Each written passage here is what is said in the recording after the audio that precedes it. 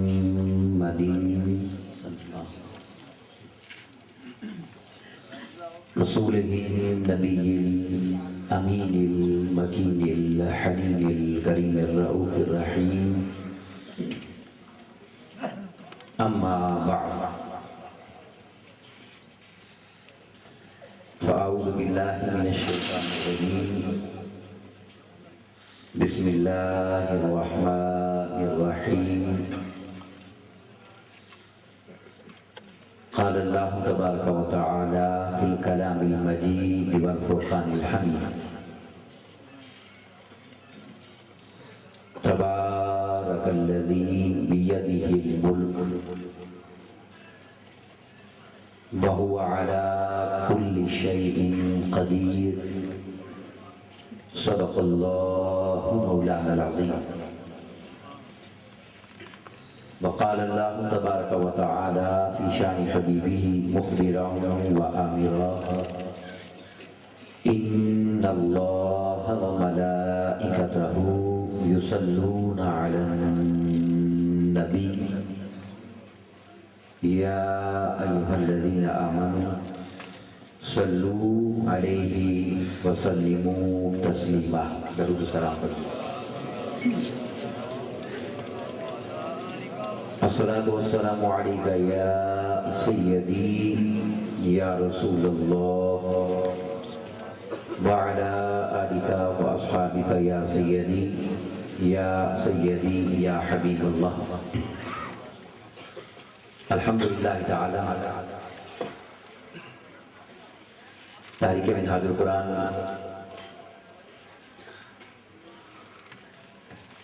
Be 95 اور تریگری اور گرد و نواح کی مختلف تنظیمات کی کوششوں اور کاوشوں کے ساتھ یہ خوبصورت 9ویں سالانہ محفل میلاد مصطفیٰ صلی اللہ علیہ وسلم کانفرنس جس کا انعقاد کیا گیا ہے اور ہمیشہ کی طرح اس سال بھی آپ لوگوں نے آقا علیہ السلام کی محفل میلاد کو سجانے میں خوب محنت اور پیار و محبت کا خوب رنگ بھرا ہے،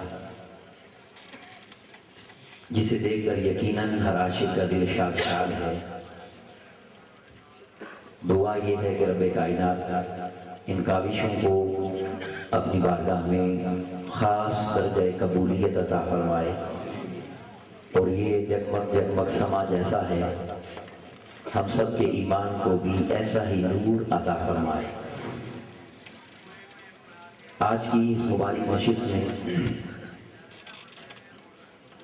جس مضمون پر مجھے اظہار خیال کے لیے کہا گیا ہے وہ مضمون ہے اختیارات مصطفیٰ صلی اللہ علیہ وسلم۔ پیارے آقا علیہ السلام کے اختیارات، آپ کی اتھارٹیز، آپ کی شان، آپ کا رتبہ اور آپ کا عروج اور کمال۔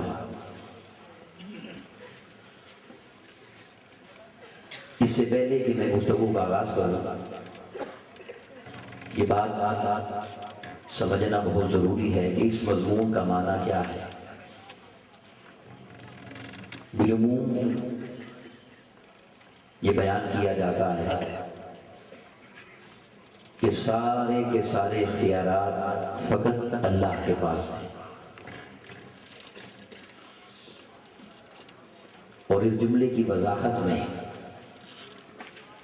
پھر یہ بیان کیا جاتا ہے کہ جملہ انبیاء اور رسل، پھر اولیاء، صالحین اور کاملین کے پاس کوئی اختیار، کوئی اتھارٹی نہیں ہے۔ اس عقیدے کی وضاحت کہ رب کائنات انبیاء اور رسل اور اپنے محبوب بندوں کو کیا کہ عظمت اور رفعت اور کمال اور اتھارٹیز اور اختیارات دیتا ہے، اس کی وضاحت قرآن و حدیث کی روشنی میں آج آپ کی گوش گزار کرنا چاہتا ہوں اور اس مضمون کو تھوڑا سا آگے لے جانا چاہتا ہوں، اختیارات مصطفیٰ سے اختیارات اولیاء تک۔ کیونکہ یہ ماہ ربیع الثانی ہے، حضور سیدنا غوث الاعظم دستگیر رضی اللہ تعالیٰ عنہ کی مناسبت کے ساتھ آخر میں پھر اس پہ اختتام انشاءاللہ کریں گے۔ جو آیت کریمہ میں نے قرآن مجید کی تلاوت کی ہے، پارہ 29 سورہ الملک کی پہلی آیت مقدسہ ہے۔ اس کے ترجمے سے میں گفتگو کا آغاز کرتا ہوں۔ رب کائنات نے فرمایا تبارک الذی، بہت بابرکت ہے وہ ذات، بیدہ الملک، جس کے ہاتھوں میں ہیں ساری بادشاہتیں، وَهُوَ عَلَى كُلِّ شَيْءٍ قَدِيرٌ، اور وہ کائنات کے ذرے ذرے پر پوری طاقت، پوری قدرت اور پورا کنٹرول رکھتا ہے۔ ابھی اس آیت کریمہ کو بڑی توجہ سے سمجھنے کی ضرورت ہے۔ یہاں رب کائنات نے جو پیغام دیا، اختیارات بادشاہت کا، وہ ان الفاظ میں نہیں ہے کہ ساری بادشاہتیں میرے پاس ہیں، ایسا نہیں۔ نہ اس نے یہ فرمایا کہ ساری بادشاہتیں میری ہیں، یہ بھی نہیں ہے، اس پر قرآن گواہ ہے۔ الفاظ اور کلام اور قرآن مجید کا مضمون یہ ہے بیدہ الملک، یہ ساری بادشاہتیں میرے ہاتھوں میں ہیں۔ بولیے ذرا، میرے ہاتھوں میں ہیں۔ بس یہی آپ کو روکنا چاہتا ہوں اور اس مضمون کی گہرائی میں آپ کو لے جانا چاہتا ہوں۔ رب کائنات فرما رہا ہے کہ ساری بادشاہتیں میرے ہاتھوں میں ہیں۔ اب یہاں عقل سوچتی ہے اور انسان سمجھنا چاہتا ہے کہ کیا اللہ تبارک و تعالیٰ کے ہاتھ بھی ہیں؟ اس کا جواب ہر ذی شعور، عقل شعور رکھنے والا شخص نفی میں دے گا۔ اللہ تبارک و تعالیٰ کے ہاتھ نہیں ہیں۔ اس کا بڑا سادہ جواب ہے، اس لیے کہ ہاتھ اس کے ہوتے ہیں جس کا جسم ہوتا ہے۔ جسم سے جسمانی اعضاء ہوتے ہیں، ہاتھ ہوتے ہیں، پاؤں ہوتے ہیں، سر ہوتا ہے، چہرہ ہوتا ہے، اور یہ اللہ کی شان نہیں ہے کہ اس کا جسم ہو۔ اس کی شان ہے اللہ نور السماوات والارض، وہ جسم نہیں رکھتا، زمین اور آسمان پر نور ہے۔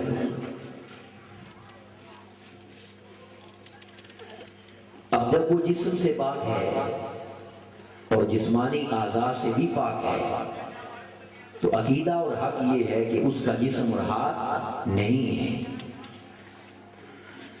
اب وہ خود فرما رہا ہے کہ یہ ساری بادشاہتیں میرے ہاتھوں میں ہیں۔ اب اسی اللہ کے حضور ہم سوال کرتے ہیں، اے اللہ کچھ رہنمائی فرما دے ہماری، اور کچھ وضاحت عطا فرما دے۔ اگر ہم جاننا چاہیں، ہم سمجھنا چاہیں، ہم دیکھنا چاہیں کہ تیرے ہاتھ کون سے ہیں، ان کا کوئی جلوہ اور نظارہ ہمیں بھی کرا دے، کوئی دید، کوئی ان کی زیارت ہمیں بھی عطا فرما، ہم بھی تو دیکھیں کہ تیرے ہاتھ کون سے ہیں، یا ہمیں یہ بتا تو کن ہاتھوں کو اپنے ہاتھ کہتا ہے، اس کی کوئی وضاحت تو دے دے مولا۔ تو یہ جو ایک سوال ہے جو میں نے آپ کے سامنے رکھا ہے، اس کا جواب خود رب کائنات نے دیا ہے، خود رب کائنات نے دیا ہے، اور حوالہ بھی ہے سورہ الفتح ہے، پارہ 26 آیت مبارکہ نمبر 10 ہے۔ بڑی توجہ سے سنیں، اور رب کائنات نے مضمون وہ بیان فرمایا اور ایک منظر دکھایا کہ جب صحابہ کرام رضوان اللہ علیہ مجمعین پیارے آقا علیہ السلام کی مجلس میں حاضر تھے اور آقا علیہ السلام کے دست مبارک پر بیعت فرما رہے تھے، جیسے ہم کسی مرشد کی بیعت کرتے ہیں، کسی اللہ والے کے ہاتھوں میں ہاتھ دے کر بیعت کرتے ہیں۔ اب جو مضمون رب کائنات نے بیان فرمایا وہ سننے والا ہے۔ فرمایا لوگوں، یہ پیغام ہے کہ دنیا تک کی انسانیت کو دے رہا ہوں، براہ راست صحابہ کرام کو دیا، آقا علیہ السلام کی نسبت کا صدقہ۔ اب وہ آیت کریمہ سننے کیا ہے؟ رب کائنات نے فرمایا ان الذین یبایعونک، بے شک ہے میرے محبوب صلی اللہ علیہ وسلم، جو لوگ آپ سے بیعت کرتے ہیں اور آپ کی بیعت کرتے ہیں، انہیں یہ بتانا چاہتا ہوں کہ وہ اس بیعت کا مقام اور مرتبہ سمجھیں، وہ اس شہادت کو ذرا دیکھیں تو صحیح کہ یہ رتبہ کیا ہے۔ بولا کیا ہے؟ فرمایا انما یبایعون اللہ، میں ان لوگوں کو خبر دینا چاہتا ہوں کہ بے شک جو لوگ آپ کی بیعت کرتے ہیں ان لوگوں نے صرف اللہ کی بیعت کی ہے۔ ان لوگوں نے صرف، یہ کلمہ حصر ہے، انما یبایعون اللہ، ان لوگوں نے صرف اللہ کی بیعت کی ہے۔ اب میں آگے نہیں جانا چاہتا جب تک یہ واضح نہ ہوگا۔ ایک اللہ کی ذات ہے اور ایک اس کے محبوب کی ذات صلی اللہ علیہ وسلم۔ اب اگر کوئی آقا علیہ السلام کی بیعت کرے، عقل پوچھتی ہے کہ یہ بیعت اللہ کی کیسے بنی؟ جس ذات کی بیعت ہوگی اسی کی ہوگی یا دوسرے کی بن جاتی ہے؟ بولیے، بلا تشبیہ و بلا مثال ایک جملہ کہتا ہوں، انسان ایک آستانے سے بیعت کرے، مثال کے طور پر گورا شریف سے بیعت کرتا ہے، تو کیا آپ اس کے لیے یہ کہیں گے کہ اس نے پاک وطن شریف سے بیعت کی ہے؟ بولیے، وہ جہاں بیعت کرتا ہے وہیں کی بیعت کہلاتی ہے۔ اب اس مثال کو چھوڑیں اور اس بات کو سمجھیں، اشارہ دینا مقصود تھا۔ فرمایا محبوب، جو لوگ آپ کی بیعت کرتے ہیں ان لوگوں نے صرف اللہ کی بیعت کی ہے۔ اب پھر اگر پوچھتی ہے مولا وہ کیسے؟ اب رب کائنات نے ساری خبر دی، اگلا نقطہ واضح فرمایا، بھائی وہ اس لیے کہ یہ جن گورے گورے ہاتھوں کو تم چوم رہے ہو نا، اور جن گورے گورے ہاتھوں میں ہاتھ دے کر تم بیعت کرتے ہو اور محبوب کا مصافحے کا شرف حاصل کرتے ہو، تم ادب سے ملا کرو، ادب سے دیکھا کرو اور ادب سے انہیں چوما کرو۔ بولا راز کیا ہے؟ فرمایا راز یہ ہے ید اللہ فوق ایدیہم، یہ گورے گورے ہاتھ یہ محمد مصطفیٰ کے نہیں ہیں۔ بولا کس کے ہیں؟ فرمایا ید اللہ فوق ایدیہم، یہ گورے گورے ہاتھ تمہارے اللہ کے ہاتھ ہیں۔ بولیے کس کے ہاتھ ہیں؟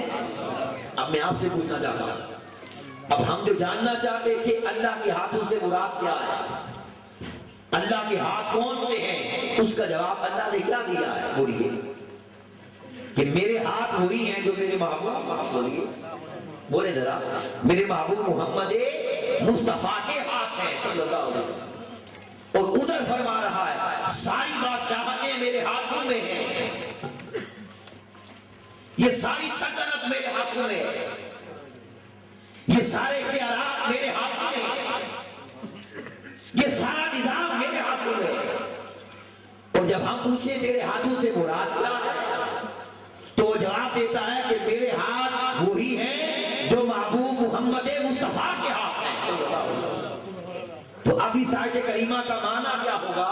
مبارک ہے وہ ذات جس نے ساری بادشاہتیں، جس نے ساری طاقتیں، سب سلطنت، سب نظام، سب اختیارات اپنے محبوب محمد مصطفیٰ کے ہاتھوں میں دے رکھے ہیں صلی اللہ علیہ وسلم۔ اب ایک جملہ آپ کو کہنا چاہتا ہوں، اپنے عقیدے کو، اپنے مسلک کو اتنا کمزور نہ سمجھیں۔ سنیں یہ بات، اب جو آقا علیہ السلام کے اختیارات کا منکر ہے وہ براہ راست اللہ کے اختیارات کا منکر ہے۔ کون یہ کہہ سکتا ہے کہ اللہ کے ہاتھوں میں اختیار نہیں؟ تو جب اس کے ہاتھوں میں سارے اختیارات ہیں اور اس کے ہاتھ وہی ہے جو محبوب محمد مصطفیٰ کے ہاتھ ہے، تو پھر عقیدہ یہ ہے میں تو مالک ہی کہوں گا کہ ہو مالک کے حبیب کہ محبوب و محب میں نہیں میرا تیرا۔ اب یہاں کئی لوگ یہ بات کہہ سکتے ہیں، یہ بات ہمیں واضح نہیں ہوئی، یہ نہیں کہ واضح نہیں ہے، ہم نہیں سمجھے، ان کے لیے اگلی بات کیا ہے۔ اور یہ جملہ پہلے کہہ دینا چاہتا ہوں کہ اب جو مثال دینے لگا ہوں اگر آپ توجہ سے اس کو سن لیں، اللہ کی عزت کی قسم اس مثال کے بعد نہ سمجھنے کی گنجائش ہی نہیں رہ جاتی۔ میں اللہ کے ہاتھوں کی وضاحت کر رہا ہوں۔ اللہ نے ایک اور منظر بیان کیا، بڑے غور سے اس کو سنیں، اور منظر یہ تھا کہ صحابہ کرام دیکھ رہے تھے کہ آقا علیہ السلام نے زمین سے کچھ خاک اٹھائی اپنے ہاتھ میں، کنکر اٹھائے، پتھر اٹھائے اور وہ کافروں کی طرف پھینک دیے۔ سارے صحابہ نے دیکھا کہ یہ عمل آقا علیہ السلام نے کیا ہے۔ اب جب ان صحابہ کو اللہ نے خبر دی اس عمل کی تو دیکھیں اللہ کیا فرماتا ہے۔ اب میں آپ کو جملہ کہنا چاہتا ہوں، اس مضمون کو سمجھنے کے لیے یہاں نہ بیٹھیں، صحابہ کرام کی طرف توجہ کریں۔ اللہ ان صحابہ کو کیا عقیدہ سکھا رہا ہے جو دیکھ رہے تھے کہ یہ عمل محبوب نے کیا ہے صلی اللہ علیہ وسلم۔ اب اللہ کا کلام دیکھیں، اللہ نے فرمایا وَمَا رَمَيْتَ، اے میرے محبوب صلی اللہ علیہ وسلم یہ پتھر آپ نے نہیں مارے۔ اب مجھے بتائیں یہاں آپ کے سامنے کوئی پھول پھینکے اور میں آپ سے کہوں یہ پھول اس میں نہیں پھینکے، آپ مانیں گے؟ بولیے۔ تو اب صحابہ کو اللہ کیا سمجھا رہا ہے؟ وہ تو دیکھ رہے تھے کہ محبوب نے مارا ہے، کسی کی جرت کی یہاں بولے؟ اب وہ بھی سوچنے لگے مولا یہ راز کیا ہے؟ اگلا جملہ آیا تو حیرت اور بڑھ گئی، وہ کیا تھا؟ وَمَا رَمَيْتَ، یہ آپ نے نہیں مارے، اِذْ رَمَيْتَ، جب آپ نے مارے۔ نفی بھی اس بات بھی، آپ نے نہیں مارے جب آپ نے مارے۔ توجہ کر رکھیں، اب جملہ سننے والا ہے۔ صحابہ بھی کہنے لگے مولا کچھ بتا تو صحیح حقیقت کیا ہے، ہم تو الجھن میں ہیں، کشمکش میں ہیں۔ تو رب کائنات نے فرمایا یہی تو تمہیں سمجھانا چاہتا ہوں، وَلَٰكِنَّ اللَّهَ رَمَىٰ، یہ پتھر تمہارے اللہ نے مارے ہیں۔ مولا تو نے کیسے مارے؟ فرماتا ہے بتاؤ جس کے ہاتھ ہوتے ہیں مارنا اسی کا ہوتا ہے یا کسی کا ہوتا ہے؟ مولا جس کے ہاتھ ہوں اسی کا ہوتا ہے۔ تو فرمایا جب میرے ہاتھ وہی ہیں جو مصطفیٰ کے ہیں تو مارا بھی مصطفیٰ نے نہیں، تمہارے خدا نے مارا۔ اب بتائیے اب کوئی جواز رہ گیا انکار کرنے کا؟ بولیے ذرا، اب تو صرف منافقت رہ جاتی ہے، انکار نہیں رہ جاتا۔ تو رب کائنات نے واضح فرمایا میرے ہاتھوں سے مراد وہی ہے جو میرے محبوب کے ہاتھ صلی اللہ علیہ وسلم، اور ساری طاقتیں انہی ہاتھوں میں۔ اب آپ کو سمجھ آ گئی بات ہے؟ اسی جگہ تو شاید جا کر یہ لکھتا ہے تم ذات خدا سے نہ جدا ہو نہ خدا ہو، اللہ ہی کو معلوم ہے کیا جانیے کیا ہو۔ یہ بات سمجھ سے بالا تر ہے۔ اب یہ جو مضمون میں نے بنیاد رکھی ہے اس پر میں نے آپ کو بہت آگے لے کر جانا ہے، بڑی توجہ سے یہ مثالیں سمجھتے جائیں اور اپنے عقیدے اور ایمان کو مضبوط کریں، کیونکہ یہ جو مجالس سجائی جاتی ہے نا ان کا مقصد ہی یہ ہوتا ہے کہ عقیدے کا پرچار اور عقیدے کی حفاظت۔ اب یہ سنیں ذرا، میں جو جملہ کہنے لگا ہوں، جو آقا علیہ السلام کے اختیارات ہیں اس کی 3 اقسام ہیں۔ بولیے کتنی؟ آپ ایک دفعہ زبان سے یہ لفظ نکالیں گے تو یاد رہ جائیں گے، کتنی ہے بولیں؟ 3۔ اب میں پہلے تینوں نام اس کی وضاحت کرتا ہوں، مثالیں بعد میں دوں گا۔ پہلی قسم آقا علیہ السلام کے اختیارات کی وہ ہے تشریحی اختیارات۔ بولیے تشریح کرنا، وضاحت کرنا، ٹرانسلیٹ کرنا، کسی مشکل بات کا مفہوم بتانا، یہ ہوتا ہے تشریح۔ اب اس کا معنی کیا ہے اختیارات میں؟ یہ سننے والی ہے بات۔ قرآن مجید کے اندر 20 لفظ ایسے ہیں، الفاظ جن کا معنی صرف اللہ جانتا ہے۔ میں آپ کو بتا بھی دوں گا، مثال دوں گا، دنیا میں اس کا معنی مانا ہی کوئی نہیں. اب پوری کائنات میں یہ اختیار صرف کملی والوں کا ہے کہ اس لفظ کا جو معنی محبوب کی زبان سے نکل آئے اور جو محبوب فرما دے اللہ اسی کو شریعت بنا دیتا ہے. یہ اختیار ہوئے زمین پر کسی کا نہیں.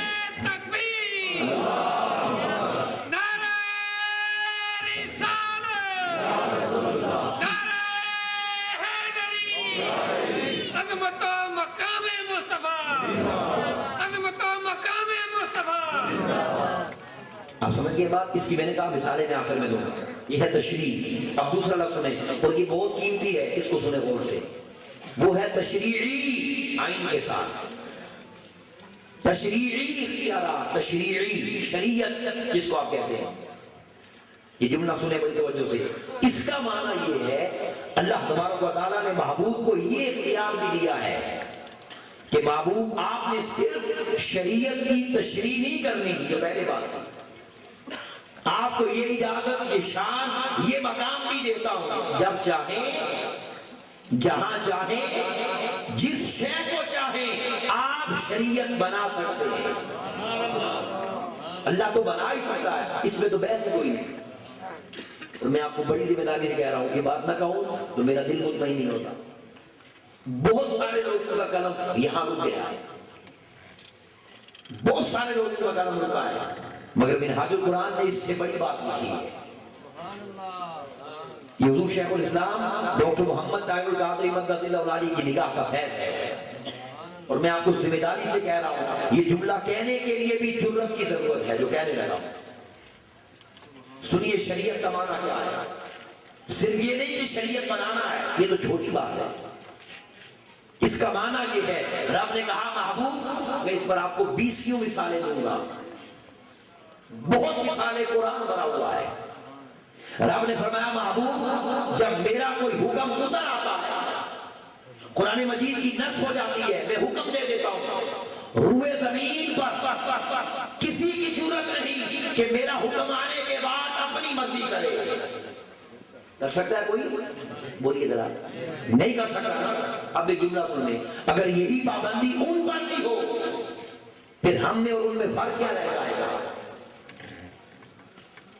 پھر تو برابری والے معاذ سچے ہو جائیں گے. نہیں, اللہ نے فرمایا محبوب میرا حکم آ جانے کے بعد کسی کی جرأت ہی نہیں کہ اپنی مرضی کرے. یہ اختیار بھی فقط تجھے دیتا ہوں. میرا حکم آ جانے کے بعد بھی اگر کسی کے لیے آپ کچھ کم زیادہ کرنا چاہیں, کسی کے لیے کچھ یس اور نو کرنا چاہیں, کسی کے لیے ہاں یا نہ کرنا چاہیں, تو سوڑیاں تجھے کس نے روکا ہے؟ تو جس کے لیے جو اشارہ کر دے گا مجھے اپنی ربوبیت کی قسم نے اسی کو شریعت بنا دیا. یہ ہے تشریعی اختیارات. اس پر آپ کو مثالیں دوں گا. اب تیسرا سنیں, وہ ہے تکوینی. یہ لفظ کن سے ہے, کن تکوین, کن فیکون. کئی کام ایسے ہیں جو اللہ کے سوا کوئی نہیں کر سکتا, نہیں کر سکتا. یہاں بھی اس نے محبوب کو اختیار دیا کہ محبوب جب کبھی کوئی ایسا کام کرنا ہو جو میرا ہے, فقط میرا ہے, یہ اجازت بھی آپ کو دیتا ہوں. آپ صرف اپنی مبارک انگلی سے اشارہ کر دینا, میں ڈوبا ہوا سورج پھیر کر بھی تیرا مقام دنیا کو دکھا دوں گا. بھیج سکتا ہے کوئی رب کے سوا؟ بولیے نا. بس یہ اجازت محبوب کی ہے صلی اللہ علیہ وسلم. روئے زمین پر یہ مقام کسی کا نہیں ہے. کیوں؟ اس لیے تو عاشق ہمیشہ کہتے رہے کوئی مثل نہیں بولندی, چپ کر دیتے علی اٹھا جا نہیں بولندی. اس کی جرأت ہے کہ ہم بولے. اب ان تینوں کی مثالیں دیتا ہوں. پہلے تشریحی, پھر تشریعی, پھر تکوینی, پھر اولیاء کی طرف آ جاؤں گا. مگر یہ جملہ بڑی توجہ سے سنیں. میں تشریحی میں صرف ایک مثال دوں گا جان بوجھ کر, کیونکہ اس میں اختلاف نہیں ہے, اس کو سارے مانتے ہیں. وہ تشریح کرنے آئے گا, یہ جملہ سب کو آتا ہے, اس لیے اس پر زیادہ وضاحت کی ضرورت نہیں.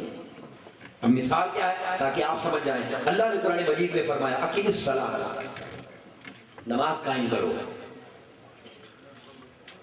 اب یہ جو لفظ صلاۃ ہے نا، اس کے عربی لغت میں 1000 سے بھی زیادہ معنی ہیں. کتنے؟ 1000 سے. اب کئی صحابہ کرام ایسے تھے جن کو اس کے 2 معنی آتے تھے، 4 آتے تھے، 10 آتے تھے، 20 آتے تھے، 50، 100 آتے تھے.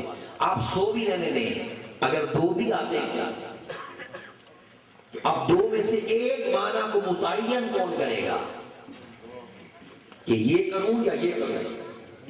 ایک سادہ معنی آپ کو بتاتا ہوں. صلاۃ کا معنی دعا بھی ہے، عربی لوگ جانتے ہیں.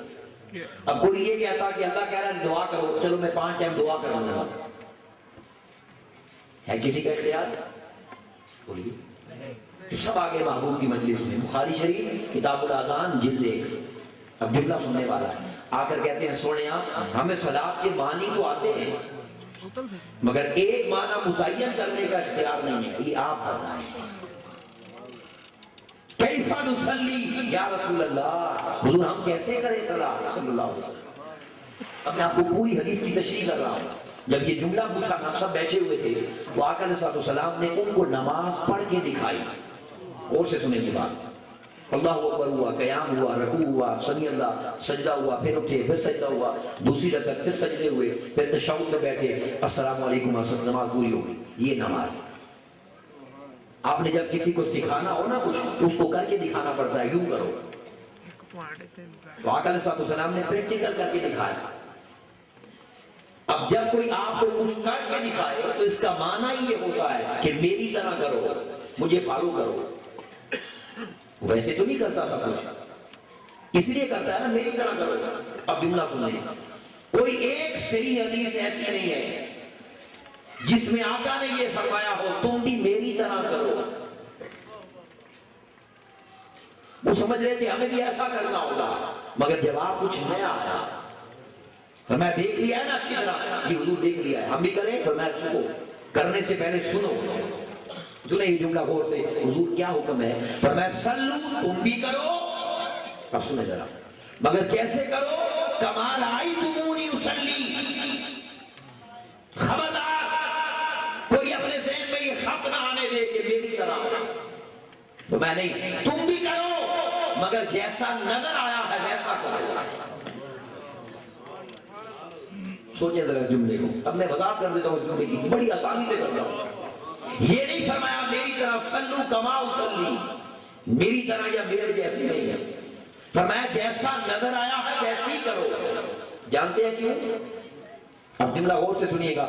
اس لیے کہ اگر فرما دیتے نا کہ میری طرح کرو یا میرے جیسی کرو تو لوگوں 1400 سال گزر گئے ہیں، آج تک کوئی حسین جیسی نہیں کر سکا. کس کی ضرورت تھی کوئی مصطفیٰ جیسی کر کے دکھا. سمجھ آئی بات ہے نہیں؟ اب یہ بخاری شریف بتا رہی ہے کہ قیام دنیا بھی کرے گی، ہم نے بھی کیا.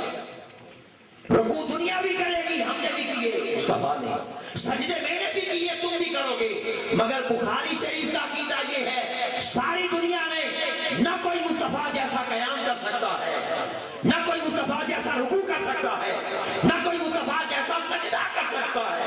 اب فیصلہ کرو ذمہ داری کے ساتھ، اگر ان جیسا سجدہ نہیں ہو سکتا تو ان جیسا کوئی کیسے ہو سکتا ہے؟ اور یہ رہ جاتی ہے کوئی جرم کسی کی برابری کی.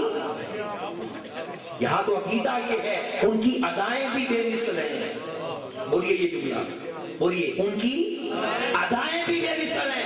جو ذات کی مثلیت کی بات کرے وہ جاہل ہے، وہ قرآن حدیث کا منکر ہے. سمجھئے بات نہیں؟ مصطفیٰ کو اشارہ کر کے میرے جیسا سجدہ نہیں کر سکتے، میرے جیسے کیا بنا ہوا. قیامت تک کے لیے نفی کر دی بخاری شریف. اب یہ ہے، اب جو حضور نے فرما دیا یہ نماز ہے وہی ہے. کوئی اپنی مرضی نہیں کر سکتا. وہ لاکھ عربی میں پی ایچ ڈی کر دے، وہ لفظ صلاۃ پر پی ایچ ڈی کر دے، وہ اپنی مرضی نہیں کر سکتا، مجبور ہے جو وہ کہہ گئے.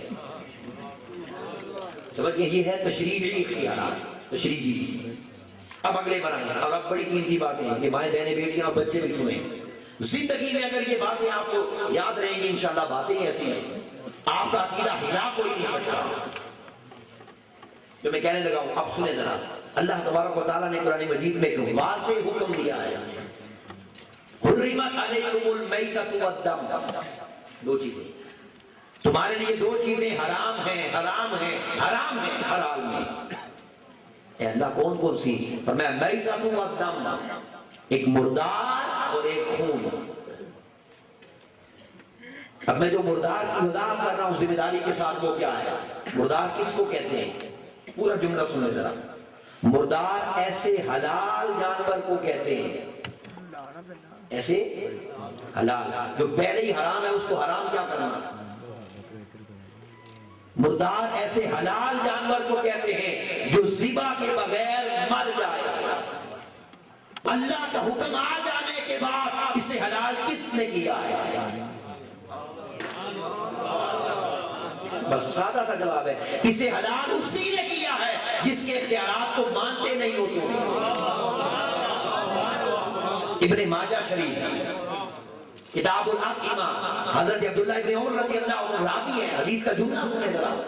میرے آقا نے فرمایا میری امت، میں تمہارے لیے دو مردار حلال کر رہا ہوں، میں کر رہا ہوں۔ کون کہتا ہے میں نہیں کر سکتا؟ جواب یہ ہے، سونیا کون کون سے؟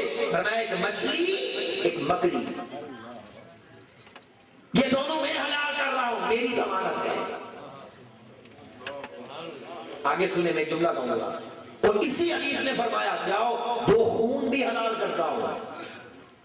قرآن نے بدم ہر خون حرام کیا، مصطفیٰ نے دو حلال کیے۔ کون کون سے؟ ایک کلیجی اور ایک تیلی۔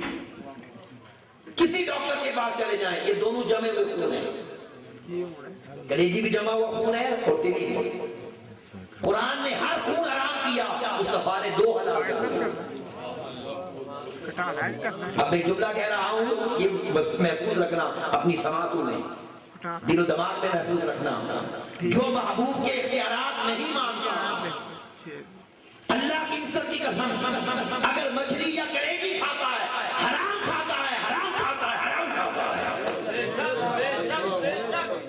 اور ہم سے کوئی پوچھے کیوں کھاتے ہو؟ میرا جملہ سن لیں، اس لیے کھاتے ہیں تیرا کھانا تیرے میں کی کھاوا یا رسول اللہ، تیرا میلاد میں کیوں نہ مناوا یا رسول اللہ۔ سمجھ آ گئی بات کہ نہیں؟ اب بتائیں اللہ کا حکم آ جانے کے بعد بھی اختیار ہے یا نہیں؟ لے آؤ کوئی دنیا میں ایسا ہوگا، بولیے برابری کرنی ہے تو پھر پوری کرو۔ سمجھ آ گئی بات کہ نہیں؟ اب اگلا سنا ذرا، اس سے اگلے مثال، یہ ایک ہو گئی، اسی طرح چھوٹی چھوٹی مثالیں ہیں۔ اگلی مثال یہ اللہ فرماتا ہے، یہ بہت خاص ہے، وَلَا تَمْشِ فِي الْأَرْضِ مَرَحًا، زمین پر اکڑ کے نہ چلو، یہ حکم ہے۔ اب یہ جو ترگلی کا علاقہ ہے نا، ترگلی، یہاں بھی یہ قانون لاگو ہوتا ہے، یہاں بھی اکڑ کے نہ چلو، راوالی میں اکڑ کے نہ چلو، گجرانوالہ، لاہور، کراچی، پشاور، افغانستان، پورے یورپ میں اکڑ کے نہ چلو، ٹھیک ہے؟ سن لیا بات؟ کہیں بھی اکڑ کے نہ چلو، وَلَا تَمْشِ فِي الْأَرْضِ مَرَحًا، زمین پوری پر اکڑنا مت، یہ اللہ کا حکم ہے۔ آپ ذرا سنیں، جس کا حکم ہے اسی کے گھر چلے، کعبے میں چلے، سہنے کعبہ میں، پاکستان کی بات بھی نہیں، پاکستان کیا رہ جاتا ہے؟ صحابہ طواف کر رہے تھے، آقا علیہ السلام نے فرمایا بھائی کتنے چکر ہیں طواف کے؟ سوڑیاں 7 ہیں۔ فرمایا چلو 4 تمہاری طرف گئے، 3 چکروں کا مجھ سے ذرا سن لو، پہلے 3 چکروں کا سن لو۔ یا رسول اللہ کیا حکم ہے؟ تم کیسے چلتے ہو؟ حضور بڑی دور سے ساری زندگی طرف کے کعبے آیا ہوں، بڑی عاجزی سے چل رہا ہوں، میں سنو میری بات، پہلے 3 چکر پورا پاؤں زمین پہ نہ رکھنا، پنجے پہ چلے، ایسے پنجے اچھل چل، یہ تو ہوگی پاؤں کی بات۔ اب اوپر آئیں، اور جھکنے کی ضرورت نہیں ہے، سر اٹھاؤ اوپر کی طرف، چہرہ، اور صحیح اوپر چہرہ اکڑ کے رکھو، اور سینہ ذرا پھلا کے خوب اکڑ کے چلو، اس کو رمل کہتے ہیں۔ کیا کہتے ہیں بولے؟ اونچا بولے کیا؟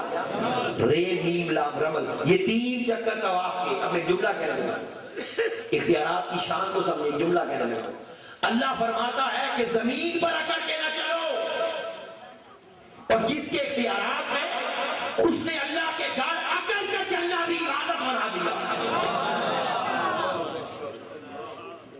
اب جو حضور کے اختیارات نہیں مانتا وہ طواف ہی چھوڑ دے، اس کا کیا کام ہے کعبے کے پاس؟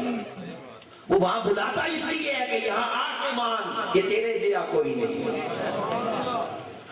پہلے 3 چکر میں ہی سمجھا دیتا ہے، اور جو ان چکروں میں بھی نہ سمجھے وہ پھر چکر نہیں رہتا ہے۔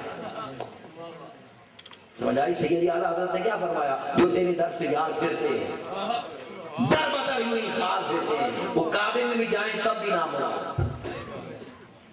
سمجھ آگی بات کریں؟ یہ ہے اختیارات۔ اب تیسری مثال، اور وہ قرآن مجید فرماتا ہے فَانْكِحُوا مَا طَابَ لَكُم مِّنَ النِّسَاءِ مَثْنَىٰ وَثُلَاثَ وَرُبَاعَ۔ اب اس کا جواب میں آپ سے پوچھوں گا، آسان بات ہے، بولیے گا ذرا۔ اللہ فرما رہا ہے بھائی تم نکاح کر لو، جو عورت اچھی لگتی ہے 2 سے کر لو، 3 سے کر لو، 4 سے کر لو۔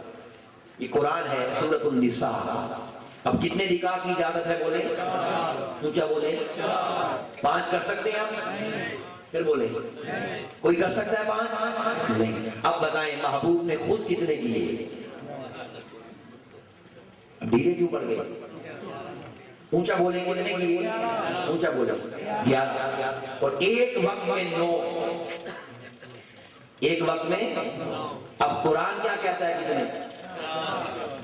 اب میں ایک سوال اور پوچھ رہا ہوں، صحابہ کو عربی آتی تھی یا پاکستانی تھے؟ وہ جب روز پڑھتے تھے کہ چاند کرو، اور نظر 9 9 11 11 آتی تھی تو پوچھتے کیوں نہیں تھے؟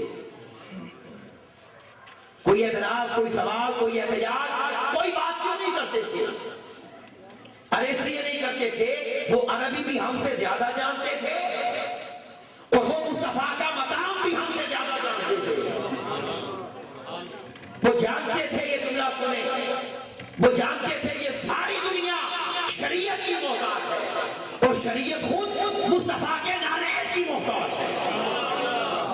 میں مصطفیٰ نہیں کہہ رہا، وہ بڑی بات ہے، مصطفیٰ کے نعرے کی محتاج ہے۔ جس طرح مصطفیٰ کا نعرے اشارہ کرے اللہ شریعت بنا دیتا ہے صلی اللہ علیہ وسلم۔ اب آپ کو سمجھ آئی اختیارات کیا ہے؟ اب اسی پر مثال سننے والی، یہ تو ہوگی نا سرکار کی بات، ادھر تو وہی جملہ ہے اتنا جا نہیں بول رہی۔ اب اگلا سنیں ذرا، میں آپ سے پوچھتا ہوں، آپ پوری دنیا کے علماء جمع کر لیں، پوری دنیا کے مفتی جمع کر لیں، پوری دنیا کے خطیب جمع کر لیں، اور ان سے صرف ایک بات کہیں کہ تم اپنے اختیارات لڑاؤ، اپنے اختیارات لڑاؤ، اور اس بندے کو دوسرے نکاح سے روک کر دکھاؤ۔ روک سکتا ہے کوئی؟ سارا زمانہ اکٹھا ہو کے اس کو روک سکتا ہے؟ کیونکہ اللہ جو کہہ رہا ہے 4 کرو، وہ یہ روک سکتا ہے کوئی؟ اونچا بولے نا بھائی۔ اب آ جائیں بخاری شریف پر، اور معمولی صحابی بھی معمولی نہیں ہے، حضور مولا کائنات ہے، سیدنا مولا علی مرتضیٰ رضی اللہ تعالیٰ۔ اور یہاں میں جملہ کہنا چاہتا ہوں کہ نہ کہوں تو میری طبیعت پہ بوجھ رہتا ہے۔ کئی لوگ ایسے بھی ہیں جو مولا علی کے نام سے بھی چڑھ جاتے ہیں، انہیں پریشانی ہو جاتی ہے، طبیعت خراب ہو جاتی ہے، چہرے پر الجھن پریشانی آ جاتی ہے۔ میں اس کی وجہ بتاتا ہوں کیوں آتی ہے، میں وجہ بتاتا ہوں۔ پہلے میں شعر پڑھ دیتا ہوں پھر حدیث پڑھوں گا، یاد رکھ لیں یہ پہچان ہے۔ بولیے کیا ہے؟ اب شاعر نے بتایا، پھر حدیث بھی پڑھوں گا۔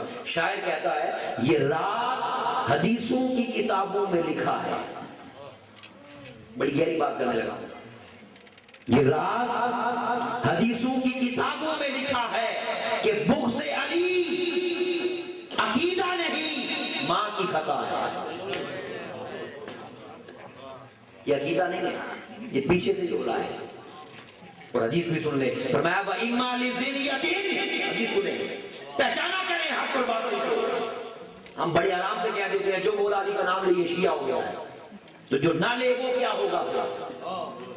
اب سنیں حدیث، سنیں حدیث، وَإِمَّا لِزِنْيَةٍ، جو میری آل کا حیا نہیں کرتا وہ باپ کا نہیں زنا سے پیدا ہوا ہے۔ اب بتائیں شعر میں غلط پڑا ہے؟ پہچانا کریں، لوگوں کے چکر میں نہ آیا کریں، حق کو دیکھا کریں۔